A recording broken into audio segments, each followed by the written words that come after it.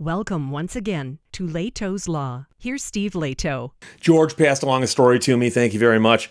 And, I don't do things like give awards for stupid laws or dumb people in the news or anything, but I'm tempted to on this one because this is a proposed stupid law. But out of Springfield, Illinois, WGN has the story. Bill would ban Illinois drivers from pumping their own gas. Yes, so remember, I've mentioned before, I worked at a gas station when I was in high school. I pumped gas. I drove a tow truck, but I pumped gas, meaning that I literally would sit in the waiting room of a gas station. Car would pull in, ding, ding, and I would spring into action, oftentimes wearing a t-shirt and jeans, much like I am right now. All this time has passed and nothing has changed, apparently. But, I guess my clothing hasn't. I would run out and say, may I help you? They'd say, yeah, give me $5 of unleaded. I'd say, okay. And I'd figure out where the gas cap was in that particular car. Back then, cars would pull in that had gas tanks, behind the license plate, all kinds of crazy stuff. And you'd pump $5 worth of gas, and you'd hang the pump back up, and you'd walk around, and they'd give you $5 in cash. Or you never know. They might actually say, fill it up, and they have a mobile card, or Visa or MasterCard. You never know.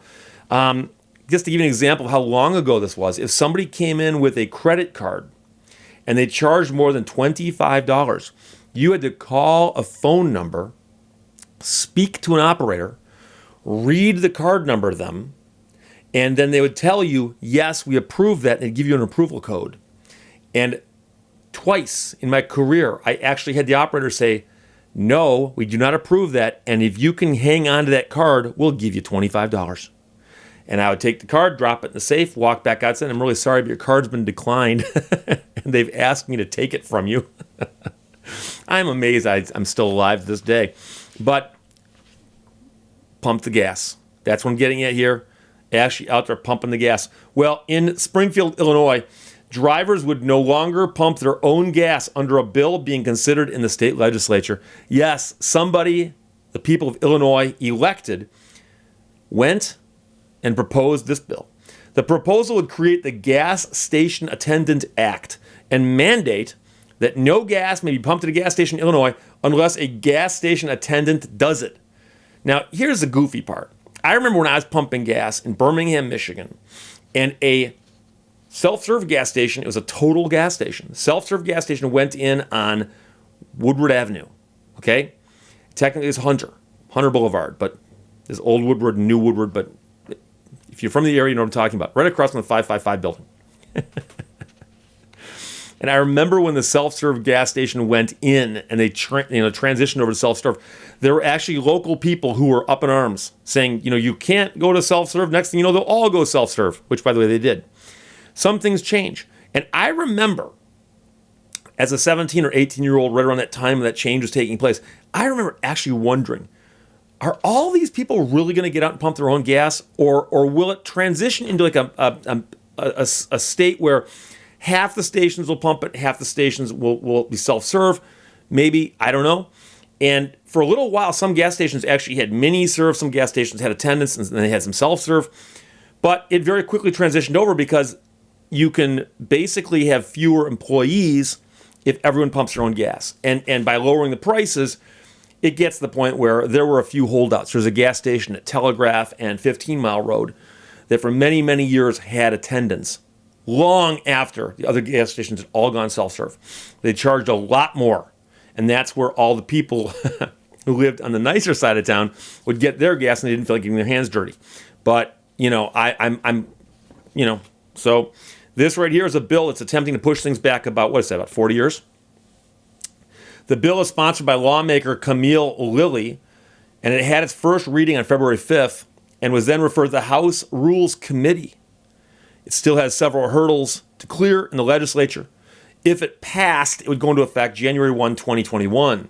Now, this, of course, is all happening in Springfield, Illinois, which, of course, is the seat of government in the state, and this is simply a proposed bill. Now, apparently, people are curious about this bill because, and again, I understand I've got an audience that's worldwide, but especially nationwide. People point out to me that in New Jersey, they don't have self-serve gas stations, apparently. And I guess Oregon used to actually limit that, but apparently they've loosened their laws a little bit. But the point is that Lilly has not said yet what she meant to do with this law or why she proposed it. Now, some people have said that in New Jersey, they argue that it's safety, fire safety, okay? Drivers might leave their engines running, which they're not supposed to do, but quite frankly, careless smokers, well, anybody who's smoking and pumping gas obviously deserves to be harshly dealt with. I remember going into a gas station up north in the Upper Peninsula near Munising, and I was about to start pumping gas, and I saw a guy just literally smoking, pumping gas like this. And I walked inside, and I made a comment to the cashier. I said, "Hey, this guy out there smoking." The cashier goes, "So?" I go, "Huh, it's a federal offense." But then again, what happens is this whole place blows up. And the guy did run out and told the guy to stop smoking. But, and they also say about static electricity from cell phones, which, by the way, is one of the dumbest myths of all time. It's been so debunked. There's never been a gas station that exploded because of static electricity from a cell phone. I remember very, very early on in the early days of cell phones, I was talking on a cell phone and I got out to pump gas, and the cashier came running out and started screaming at me. This is before there were any signs about it. He goes, "A gas station blew up yesterday because of a cell phone." And I'm like, "Really? Why wasn't it on the news?" But meanwhile, there's another gas station where they won't even yell at you if you're smoking. But so now, hiring attendants would create more jobs. They're trying to speculate here what's going on. But of course, the costs get passed on to consumers who are already paying pretty high gas taxes. So the cost of gasoline in Illinois ain't that low, and it would only go north, as we say in economics, if this law got passed. But according to the National Fire Prevention Association, which apparently is a real thing, there are more than 5,000 gas station fires in America every year. The majority involve vehicle fires at the pumps. I find that number to be high, but I could be wrong because I don't hear about them all that often. I've seen some crazy stuff like on YouTube and so on, funniest near catastrophe home videos. But 5,000 a year, I guess if that's true, maybe there is a problem. But WGN reached out to Lilly for comment, but she had not responded as of press time. And she, again, like we said, wants the law to take effect into 2021. I suspect that she just doesn't feel like pumping her own gas. And rather than saying, "Hey, gee, maybe I should just learn a new skill and learn how to pump gas," she's just decided to just change the law and, completely upend everything. But it's an absurd concept. But, I look back in the days I worked at the gas station. It was a lot of fun. Had a lot of fun. It was a good first job to have. And I worked with a kid who lived 2 blocks north of the gas station. He was a mechanic. He worked at the gas station from a very young age, got to know the people there. He was a mechanic for many, many years there. Nice kid. And his mom used to come to the gas station all the time and get gas. And I remember one day when we were all kind of standing around, it was like a neighborhood talking place, just sit around and shoot the breeze. And I remember one day his mom came in, she got gas. One of us pumped it. We're all talking to her. And somebody mentioned to her about the self-serve gas station that's just gone in over on Woodward Avenue. And she actually said, she goes, I feel bad about that.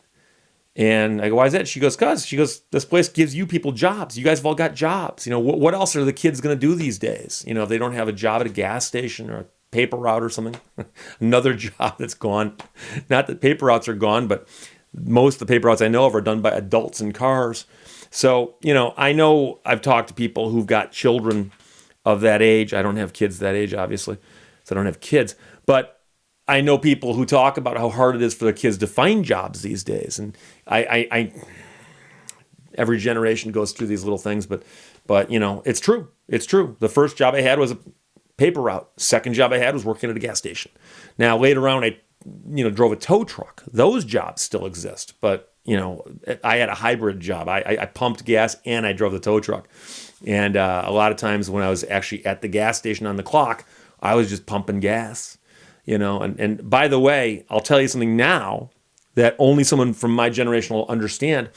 But the gas stations in the late 70s and early 80s didn't always have the full awning over the lot. So that when it was raining, people would pull in and crack the window like this and go, yeah, I need $5. And then roll the window back up. And so I have to walk around, reset the pump, walk over, take the gas cap off, boop, $5, put it all back, walk back around. Completely drenched by that time because there's no place to stand outside of the rain. It is an absolute fact that scientists could study this and determine it to be an absolute iron law of human behavior. But you could have a beautiful sunny day and no business. Then all of a sudden the sky would turn black, straight out of the Bible, okay? Literally time to start building a boat. Sky turns black, the temperature drops 10 degrees, and all of a sudden rain starts coming down sideways like a special effects from a movie. Cars pulling all the pumps, boom. For whatever reason, when people are driving in the rain, they go, oh, I need gas. And they pull into a gas station. And I remember working on a day like that where it was sunny, hot, all this stuff, and then all of a sudden, boom, the weather would change because it's Michigan, does that. Weather changes completely. All of a sudden, 8 cars pull in. You're out there running around getting totally drenched. The rain stops. Skies open up. No business. No business. I have no idea why that was, but I assure you it's the case. It's absolutely true. And yeah, we had raincoats we could put on, but it doesn't matter. You're out there. You're still going to get wet, and you get soaked, and then you're soaked for the rest of the shift. But like I said, the moment it starts to rain, and oh, by the way, the gas station had 2 islands on the south side and 1 island on the east side. Without fail, the first car that pulls in would always pull in to the far side of the far south island to make you go all the way out there to pump their gas and all the way back in. And again, it was my job, and the customer is always right. But the second they're off the lot and they're gone, you go back inside and you complain to your compatriots about, hey, have you ever noticed whenever it rains, some idiot's going to pull in and want $3 worth of gas on the far pump? Always happens. So there you go. But again, in Illinois, you need to talk to your legislator. Otherwise, your prices are going to go up and you have to wait for some kid to come out and pump your gas. Questions or comments, put them below. Let's talk to you later. Bye-bye. Thank you for watching Lehto's Law. Here in my car, I feel safest of all. I can lock all the doors. It's the only way to live in cars.